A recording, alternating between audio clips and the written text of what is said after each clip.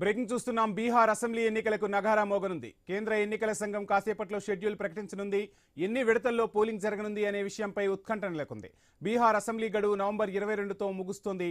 Bihar assembly ఎన్నికలతో పాటే తెలంగాణలోని జూబ్లీహిల్స్ అసెంబ్లీ నియోజకవర్గానికి ఉప ఎన్నిక షెడ్యూల్ విడుదలయ్యే అవకాశం స్పష్టంగా కనిపిస్తోంది. దేశవ్యాప్తంగా మరో 4 స్థానాల్లో ఉప ఎన్నికలు నిర్వహించనుంది ఈసీ.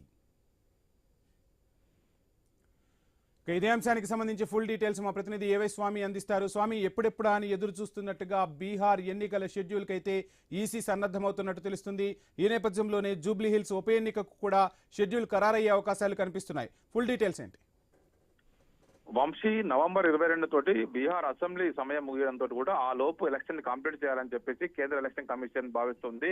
ఈ రోజు అంటే మరి కాసేపట్లోనే ఢిల్లీలోని విజ్ఞాన్ భవన్ లో ఎలక్షన్ కమిషనర్లు కూడా మీడియా సమావేశం నిర్వహించబోతున్నారు. ఈ సమావేశం ద్వారా బీహార్ లో ఎలక్షన్ ఎన్ని ఫేజ్ లో నిర్వహించబోతున్నారు, ఎన్ని పోలింగ్ సెంటర్లు ఏర్పాటు చేస్తున్నారు, ఎన్ని భద్రతా బలగాలు మోహరిస్తున్నారు, ఈసారి 100% వెబ్ కాస్టింగ్ చేస్తామని చెప్పేసి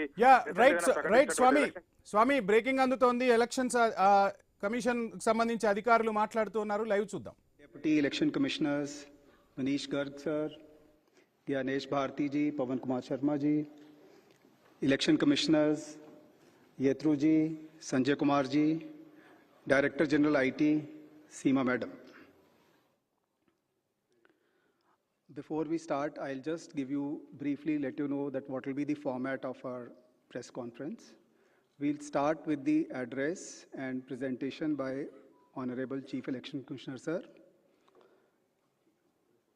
That will be followed by a question and answer session. For the question and answer session, as per our previous practice, we'll be taking questions in groups of 5, and then Honorable Chief Election Commissioner would be answering in those groups. Before you ask your question, I would request you to kindly introduce yourself and the name of the organization. Thank you all. I'll request you to put your mobile phones on the silent mode. Sir.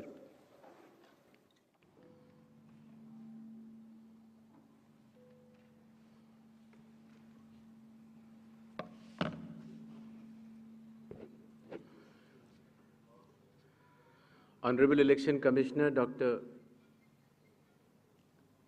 Sukhbir Singh Sandhu ji, Honorable Election Commissioner Dr. Vivek Joshi, election commission के वरिष्ठ अधिकारीगण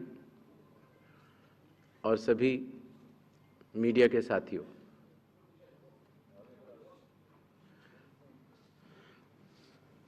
आज आप सभी के माध्यम से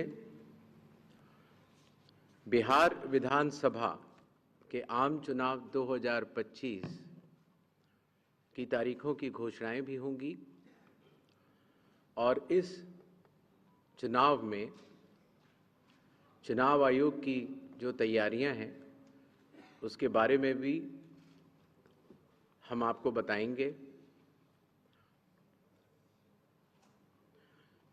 बिहार की पावन भूमि पर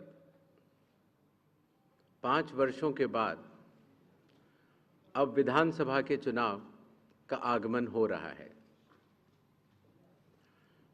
जैसा कि आप सबको पता है, चुनाव आयोग एक संवैधानिक संस्था है और चुनाव के अपने संवैधानिक कर्तव्य को 2 चरणों में निभाती है। पहला चरण मतदाता सूची बनाना और दूसरा चरण चुनाव कराना। जैसा कि आप सबको पता है, 24 जून 2025 से शुरू हुए विशेष गहन परीक्षण के दौर में मतदाता सूची का शुद्धिकरण किया गया। इन्यूमरेशन का पीरियड 24 जून से 25 जुलाई तक रहा। 1 अगस्त को ड्राफ्ट सूची पब्लिश की गई और सभी राजनीतिक दलों को भी दी गई। 1 अगस्त से लेके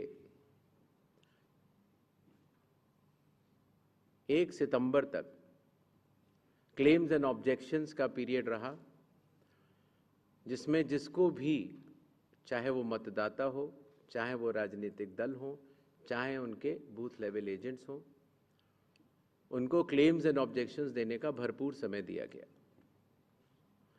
और उसके बाद पात्रता का परीक्षण हुआ और 30 सितंबर को फाइनल मतदाता सूची प्रकाशित कर दी गई। फाइनल मतदाता सूची भी सभी राजनीतिक दलों को दी जा चुकी है और अभी भी अगर उसमें कोई भी इलेक्टोरल रजिस्ट्रेशन ऑफिसर से कोई गलती रह गई हो तो उसके ऊपर जिला अधिकारी के पास अपील फाइल की जा सकती है। और साथ ही साथ किसी का नाम अगर छूट गया हो तो वो नॉमिनेशन के 10 दिन पहले तक जुड़वा सकता है। नॉमिनेशन समाप्त होने पर जो भी मतदाता सूची फाइनल होगी उस पर चुनाव होंगे और उसके उपरांत कोई भी नाम जोड़ा नहीं जा सकता।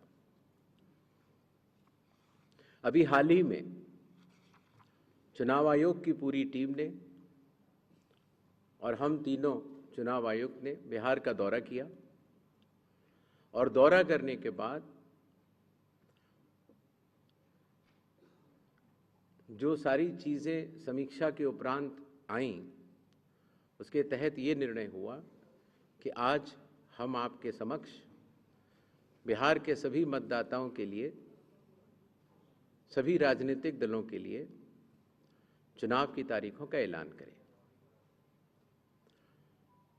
बिहार में हम लोग सभी राजनीतिक दलों से मिले, सभी जिला collectors, SPs, IG, DIGs, DGP, chief secretary, divisional commissioners, enforcement agencies, सबके साथ सीएपीएफ्स के नोडल ऑफिसर्स, सबके साथ बैठकें हुई और आपके माध्यम से बिहार की जनता को चुनाव आयोग ये बतलाना चाहता है कि इस बार बिहार के चुनाव न केवल मतदाताओं के लिए बहुत ही सुगम और सरल होंगे, न केवल पूरी चुनावी मशीनरी तत्परता के साथ मतदाताओं के साथ खड़ी रहेगी, न केवल लॉ एंड ऑर्डर की व्यवस्था पर पूर्ण निगरानी रखी जाएगी, बल्कि शांतिपूर्ण ढंग से, पूर्ण पारदर्शी तरीके से बिहार के होने वाले चुनाव शायद सबसे अच्छे चुनावों के रूप में परिलक्षित होंगे, ऐसी चुनाव आयोग की मंशा है। इसके लिए चुनाव आयोग सभी राजनीतिक दलों का, सभी मतदाताओं का और सभी मीडिया कर्मियों का भी सहयोग अपेक्षित करता है। इसके पहले कि हम तारीखों की तरफ बढ़ें, एक छोटी सी प्रेजेंटेशन है जिससे कि काफ़ी वस्तु स्थिति आप सब लोगों के भी समक्ष आएगी और जनता के भी समक्ष आएगी। Presentation please.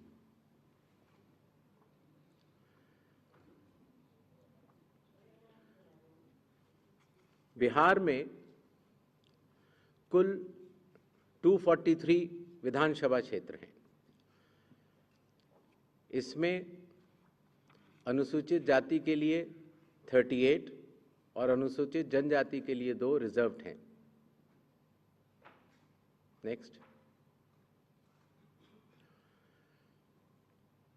एक ओवरव्यू अगर लिया जाए मतदाताओं का, तो कुल मतदाताओं की संख्या लगभग 7.42 करोड़ है, जिसमें कि मेल 3.92 और फीमेल 3.5 करोड़ हैं। सीनियर सिटीजन्स लगभग 4 लाख हैं। 100 वर्ष की आयु पूर्ण कर चुके मतदाता लगभग 14,000 हैं और फर्स्ट टाइम वोटर्स लगभग 14 लाख हैं। जैसा कि अब आप सबको विदित है, इस बार चुनाव आयोग ने मतदाताओं की सहूलियत के लिए, उनकी सुविधा के लिए हर मतदान केंद्र पर 1200 से ज़्यादा मतदाता न हो ऐसा लक्ष्य रखा है। इसके चलते पोलिंग स्टेशंस की संख्या, मतदाताओं की सहूलियत के लिए, उनकी सुविधा के लिए हर मतदान केंद्र पर 1200 से ज़्यादा मतदाता न हो ऐसा लक्ष्य रखा है।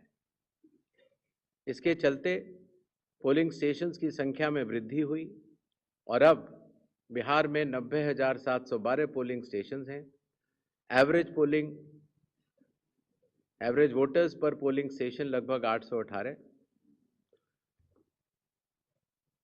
वुमेन मैनेज्ड 1044 और मॉडल पुलिस स्टेशन लगभग 1350। हर पोलिंग स्टेशन पर वेबकास्टिंग की व्यवस्था होगी, जिससे चुनावी प्रक्रिया के ऊपर वरिष्ठ अधिकारियों का पूरा निगरानी किया जा सके। बिहार में कुछ इंटरेस्टिंग चीजें भी हैं। दियारा रीजन में लगभग जो 250 पोलिंग स्टेशन हैं, वहां घोड़े से पेट्रोलिंग होती है और इसी तरीके से लगभग 197 पोलिंग स्टेशंस में नाव के जरिए पोलिंग पार्टीज जाती हैं।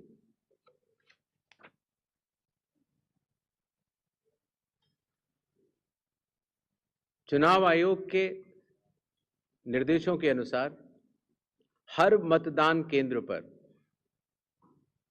एश्योर्ड मिनिमम फैसिलिटीज प्रदान की जाएंगी, जिसमें कि पोल वॉलंटियर्स होंगे, हेल्प डेस्क होंगी, रैंप होगा, टॉयलेट्स होंगे, ड्रिंकिंग वाटर, साइनेजेस, लाइट की सही व्यवस्था और वोटर फैसिलिटेशन सेंटर।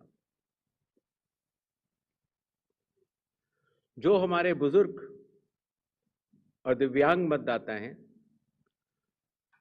उनकी सुविधा को ध्यान में रखते हुए पोलिंग स्टेशंस ग्राउंड फ्लोर पर होंगे। अगर रैंप है तो 1:12 के रेशियो में प्रॉपर ग्रेडियंट से बनेंगे। वॉलंटियर्स भी रहेंगे, व्हील चेयर की फैसिलिटीज भी दी जाएगी और अगर इनमें से कोई भी 85 प्लस के उम्र के अगर लोग हैं या 40% से ज़्यादा जिनकी डिसेबिलिटी है, अगर वो चाहें तो फॉर्म 12D भर सकते हैं और उसके उपरांत उन्हें होम वोटिंग की सुविधा भी दी जाएगी।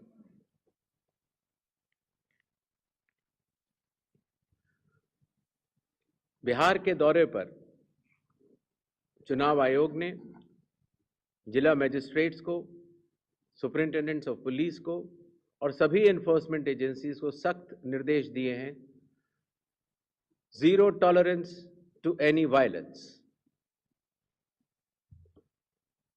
no scope for any kind of intimidation or threat to voters or candidates. CAPF will be deployed adequately and in advance as a confidence building measure. All officers to act in absolutely impartial way and easily accessible to all the stakeholders. इसके बारे में मैं आपको बाद में भी बताऊंगा। अगर कोई फेक न्यूज़ या मिस इन्फॉर्मेशन होती है, खास तौर से सोशल मीडिया या किसी भी और प्लेटफॉर्म पर, तो उस मिस इन्फॉर्मेशन को काउंटर किया जाएगा और स्ट्रिक्ट विजिल रखी जाएगी सारे चेक पॉइंट्स पर, जिससे कि ड्रग्स, लिकर और कैश का इलीगल ट्रांजैक्शन ना हो पाए।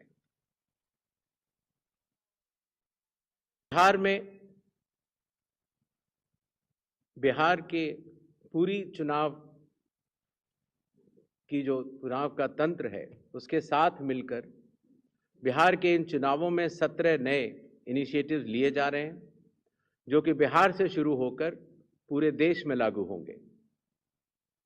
चुनाव आयोग ने इसके ऊपर एक एक इनिशिएटिव के ऊपर काफी चर्चा और इनकी प्रायोगिकता को देखते हुए ये कदम उठाया है और एक ऐतिहासिक कदम इसको माना जाएगा। ट्रेनिंग पहली बार जो चुनाव आयोग का ट्रेनिंग इंस्टीट्यूट है, India international institute for democracy and election management, वहां पर बिहार के सभी बूथ लेवल एजेंट्स जो जिला स्तर के थे, बूथ लेवल एजेंट 1, उनकी ट्रेनिंग का आयोजन किया गया। इसी तरह से अब जहां जहां चुनाव होंगे वहां वहां बूथ लेवल एजेंट्स 1 की भी ट्रेनिंग ट्रिपल IDM द्वारिका में की जाएगी। जो बूथ लेवल ऑफिसर्स होते थे, पहले उनकी ट्रेनिंग या तो विधानसभा स्तर पर हो जाती थी या कई बार जिला स्तर। जो चुनावी तंत्र है, जो जमीनी स्तर का चुनावी तंत्र है, उसमें बहुत ही ज्यादा बदलाव देखने को मिला। साधारण तौर से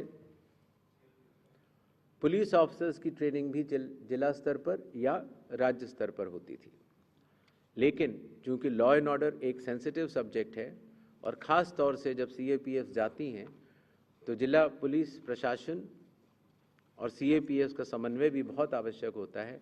इसके लिए पहली बार पुलिस ऑफिसर्स की भी ट्रिपल IDM में ट्रेनिंग की व्यवस्था की गई। ये तीनों लॉजिस्टिक्स के हिसाब से और ट्रेनिंग के हिसाब से बहुत बड़े कदम रहे। मतदाता सूची लगभग 22 वर्षों के बाद बिहार में मतदाता सूची के शुद्धिकरण का कार्य सफलतापूर्वक 30 सितंबर को संपन्न हुआ। लगभग सभी राजनीतिक दलों ने ये मांग की थी कि मतदाता सूची में काफ़ी त्रुटियां हैं और इसको मद्देनज़र रखते हुए ये कदम उठाया गया। हालांकि सोशल मीडिया पर इसके बारे में कुछ बढ़ चढ़कर कहा गया, लेकिन सत्यता ये है कि आज की तारीख में बिहार के 243 इलेक्टोरल रजिस्ट्रेशन ऑफिसर्स ने 90,000 बूथ लेवल ऑफिसर्स के साथ मिलकर 1.6 लाख बूथ लेवल एजेंट्स, जो कि 12 मान्यता प्राप्त राजनीतिक दलों ने नियुक्त किए थे, उनके साथ मिलकर इस सूची को शुद्ध करने का बहुत ही सराहनीय काम किया है और बिहार ने देश को ये राह दिखाई है। चूंकि विशेष गहन परीक्षण में काफ़ी मेहनत जमीनी स्तर के अधिकारियों को करनी पड़ी, तो जो रिन्यूमरेशन था, जो BLOs का था और जो बाकी अधिकारियों का था, उसको भी कई वर्षों के बाद बढ़ाया गया और ख़ास तौर से EROs और AEROs का ऑनरेरियम तो पहली बार दिया गया।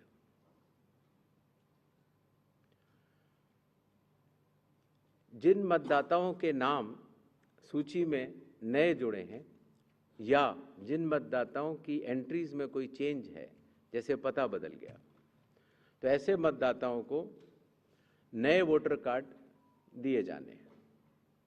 चूंकि पहले कई दिनों तक या कई बार महीने लग जाते थे वोटर कार्ड मिलने में, इसीलिए चुनाव आयोग ने सभी एजेंसियों के साथ मिलकर ये SOP बनाया कि किस तरीके से 15 दिन के भीतर मतदाताओं के हाथ में इलेक्टर फोटो आइडेंटिटी कार्ड, जिसको सामान्यतः वोटर कार्ड कहा जाता है, वो उनके हाथ में आए।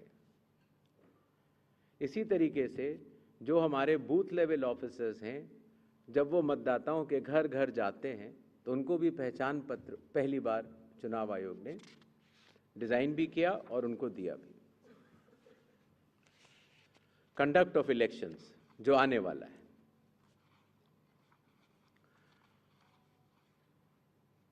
देश की प्रगति को ध्यान में रखते हुए और ख़ास तौर से बिहार की प्रगति को ध्यान में रखते हुए लगभग काफ़ी मतदाताओं के पास मोबाइल होते हैं और उनको इस बात की समस्या रहती थी कि हम मोबाइल लेके अगर घर पर छोड़ के जाते हैं तो दिक्कत होती है और लेके जाते हैं तो हम कहाँ उसको रखें। क्योंकि मोबाइल फ़ोन पोलिंग स्टेशन के अंदर अलाउड नहीं है। इसलिए एक नई व्यवस्था बनाई गई जिससे कि पोलिंग स्टेशन के कमरे के ठीक बाहर कोई भी मतदाता अपना मोबाइल फ़ोन जमा करा सकता है, अंदर जाके अपना वोट डाल सकता है और बाहर आने के बाद अपना मोबाइल लेके घर जा सकता है। हर मतदाता को नॉमिनेशन का प्रोसेस खत्म होने के बाद एक वोटर इन्फॉर्मेशन स्लिप दी जाती है। वोटर इन्फॉर्मेशन स्लिप देने का लक्ष्य सिर्फ ये रहता है कि मतदाता को, क्योंकि कई बार बूथ बदल जाते हैं या कई बार मतदाता नए होते हैं, तो उनको वोटर स्लिप पर, इन्फॉर्मेशन स्लिप पर अपने बूथ का नाम और सारे डिटेल्स मिल जाते हैं। तो वोटर इन्फॉर्मेशन स्लिप पर बहुत ही छोटा चेंज करने के बाद मतदाताओं की सहूलियत बहुत बढ़ गई, क्योंकि उसमें उनका पोलिंग स्टेशन का नंबर, पोलिंग स्टेशन की जगह कोने में बड़े रूप में दिखा दी गई। पहले उनको पूरे में ढूंढना पड़ता था।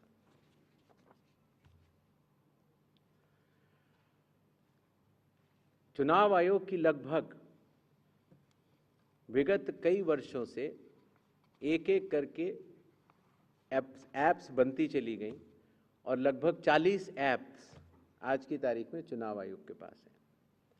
तो इन सबको एक जगह समन्वित करते हुए, क्योंकि हर मतदाता या हर स्टेक होल्डर हर 40 ऐप को डाउनलोड नहीं कर सकता, तो ECI नेट जैसी मदर ऑफ ऑल ऐप्स का एक लक्ष्य रखा गया और ECI नेट में अब धीरे धीरे करके सारी ऐप्स आ चुकी हैं और इसका प्रोग्रेसिव इम्प्लीमेंटेशन भी वन स्टॉप डिजिटल प्लेटफॉर्म के रूप में बिहार से शुरू होगा। पोलिंग स्टेशन में मैं आपको बता चुका हूं, जिससे कि क्यूज लंबी न हो और मतदान के समय में मतदाताओं को सहूलियत भी रहे और ख़ास तौर से मतदान के आखिरी घंटों में ज़्यादा भीड़ न हो, इसके लिए संख्या 1200 निर्धारित की गई। कैंडिडेट्स के बूथ पहले मतदान केंद्र से काफ़ी दूर तक लगाए जाने के निर्देश थे, जिससे कि कैंडिडेट्स को भी और मतदाताओं को भी काफ़ी असहूलियत होती थी। और इसीलिए जो पॉलिटिकल पार्टीज़ के संग ज़मीनी स्तर पर EROs की मीटिंग हुई, DMs की मीटिंग हुई, CEOs की मीटिंग हुई, उनसे मिले सुझावों के अनुरूप लोक प्रतिनिधित्व कानून के अनुरूप 100 मीटर की दूरी तक हर कैंडिडेट अगर चाहे तो अपने बूथ्स लगा सकता है। चुनावी प्रक्रिया पारदर्शी हो, उसकी पूर्ण निगरानी हो, ERO भी उसको देख पाएं और कोई भी अगर गलती पाए जाए तो उसके खिलाफ एक्शन भी लिया जा सके। इसके लिए पहले लगभग 50% प्लस पोलिंग स्टेशंस में वेबकास्टिंग होती थी और अब इसको 100% पोलिंग स्टेशंस में लागू कर दिया गया है, जिससे कि निगरानी तंत्र के लिए सुगमता होगी।